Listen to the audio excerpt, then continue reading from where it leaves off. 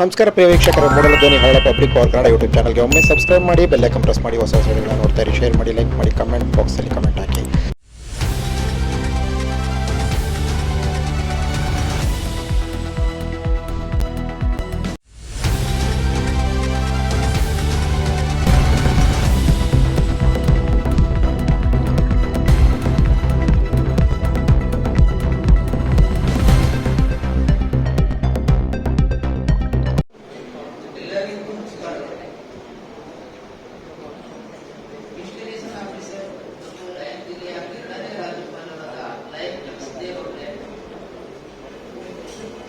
Coordinator ಆದ lion Jayakumar ಅವರೇ, ಆರ್ಸಿಯವರಾದ lion Ramesh Kumar ಅವರೇ,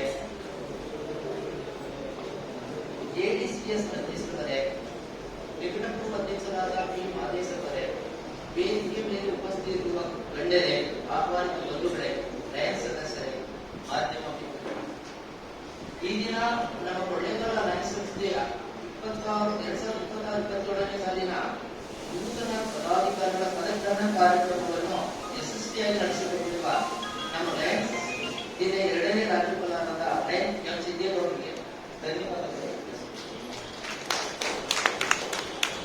ಮತ್ತು ನನಗೆ ಅಧ್ಯಕ್ಷ ಸ್ಥಾನದ ಅಧಿಕಾರವನ್ನು ಹಸ್ತಾಂತರಿಸಿದ ಲಯನ್ ಪಿ ಮಾದೇಶ್ ಅವರಿಗೂ ಧನ್ಯವಾದಗಳು.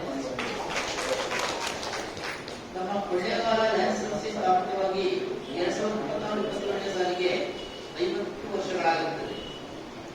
ಈ ಸುವರ್ಣ ಮಹೋತ್ಸವದ ಅವಧಿಯಲ್ಲಿ ನಾನು ಅಧ್ಯಕ್ಷನಾಗಿ ಸೇವೆ ಸಲ್ಲಿಸಲು ಅವಕಾಶ ಮಾಡಿಕೊಟ್ಟ ನಮ್ಮ ಎಲ್ಲಾ ಲಯನ್ಸ್ ಬಂಧುಗಳಿಗೆ ವಂದನೆಗಳನ್ನು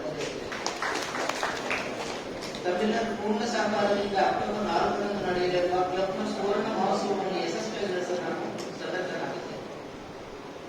ಸನ್ಮಾನ್ಯರೇ, ನಮ್ಮ ಲಯನ್ಸ್ ಅಂತಾರಾಷ್ಟ್ರೀಯ ಮುಖ್ಯ ಉದ್ದೇಶ ಸೇವೆ ಮತ್ತು ಸತ್ಸಂಗ. ಅನೇಕ ಜನಪರ ಸೇವಾ ಕಾರ್ಯಗಳ ಪೈಕಿ ಶಿಕ್ಷಣ ಮತ್ತು ಆರೋಗ್ಯಕ್ಕೆ ಹೆಚ್ಚಿನ ಆದ್ಯತೆ ನೀಡಲು ನಿರ್ಧರಿಸಿದ್ದೇನೆ.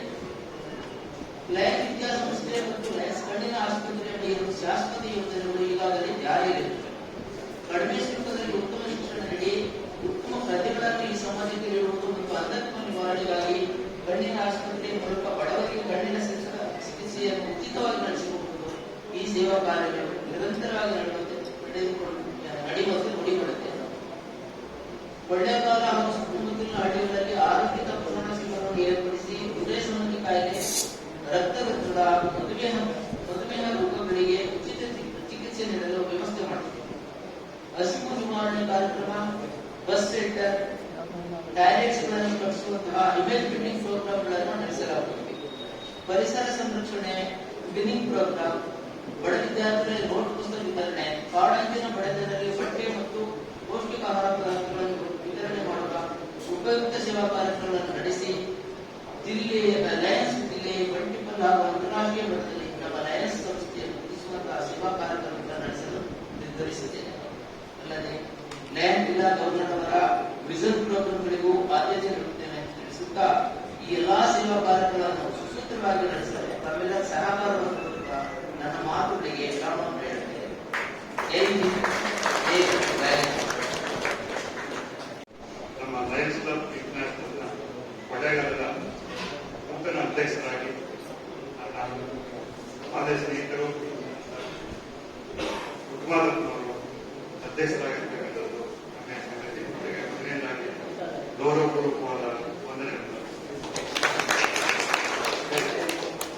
ಈ ದಿವಸ ಇಮಿಡಿಯೇಟ್ ಪಾಸ್ಟ್ ಪ್ರೆಸಿಡೆಂಟ್ ಆದಂತಹ ಮಾದೇಶ್ ಅವರಿಗೂ ಹೃದಯಪೂರ್ವಕವಾದ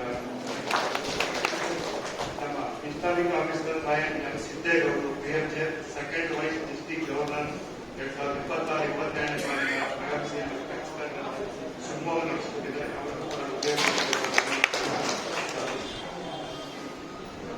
GMT ಕೋಆರ್ಡಿನೇಟರ್ ನಂದೀಶ್ ಅವರು ಕೂಡ ಹೃದಯಪೂರ್ವಕವಾದಂತಹ ಧನ್ಯವಾದಗಳು. PhD ಫಾರ್ ಜಯಕುಮಾರ್ ಸರ್ ಅವರು ಕೂಡ ಹೃದಯಪೂರ್ವಕವಾದ ಧನ್ಯವಾದಗಳು.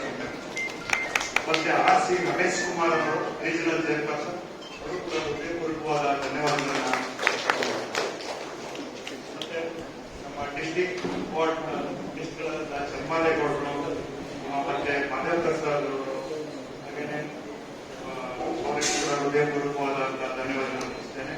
ಹಾಗೆ ರೋಟರಿ ಕ್ಲಬ್ನ ಎಲ್ಲ ಸದಸ್ಯರು ಕೂಡ ಇಲ್ಲಿ ಆಗಮಿಸಿದ್ದಾರೆ. ಅವರೆಲ್ಲರೂ ಕೂಡ ಹೃದಯಪೂರ್ವಕವಾದಂತಹ ಧನ್ಯವಾದಗಳನ್ನ ಅಧ್ಯಕ್ಷರು ಪದಾಧಿಕಾರಿಗಳಿಗೆ ಮಾದೇವ್ ಸರ್, ಪ್ರಕಾಶ್ ಅವರು, ಬಸವರಾಜ್ ಅವರು, ಜಗದೀಶ್ ಅಣ್ಣ ಅವರು, ಮತ್ತೆ ನಟರಾಜ್ ಅವರು ಎಲ್ಲರಿಗೂ ಉತ್ತರ ಸೇರಿ ಎಲ್ಲರಿಗೂ ಹೃದಯಪೂರ್ವಕವಾದ ಧನ್ಯವಾದಗಳು. ಹಾಗೆಯೇ ನಮ್ಮ ಬಸವ ಸೇವಾ ಸಮಿತಿಯ ಸದಸ್ಯರುಗಳು, ಸಣ್ಣ ಸಾಹಿತ್ಯ ಪರಿಷತ್ನ ಕಾರ್ಯದರ್ಶಿಗಳು ಎಲ್ಲರಿಗೂ ಕೂಡ ಹೃದಯಪೂರ್ವಕವಾದಂತಹ ಧನ್ಯವಾದ ಅರ್ಪಿಸ್ತೇನೆ. ಮತ್ತೆ ಹರಗೂರು ಕ್ಲಬ್ನ ಅಧ್ಯಕ್ಷರು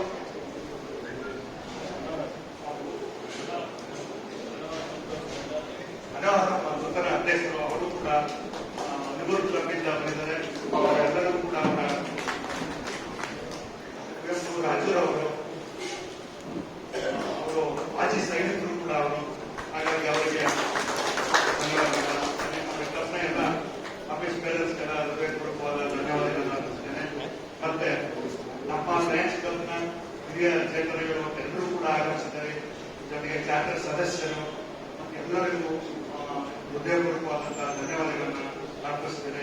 ಮತ್ತೆ ಪತ್ರಿಕಾ ಪ್ರತಿನಿಧಿ ನಟರಾಜ್ ಅವರು ಮತ್ತೆ ಗುರುಸ್ವಾಮಿ ಅವರು ಕೂಡ, ವಿಜಯ ಕರ್ನಾಟಕ ಪತ್ರಿಕಾ ವರದಿಗಾರರು, ಮತ್ತೆ ಆ ನಾಗರಾಜ್ ಅವರು ಯೂಟ್ಯೂಬ್ ಇನ್ನರ್ ಅಂತ ಕರೆಯುತ್ತವರನ್ನು ಕೂಡ ಇದ್ದಾರೆ.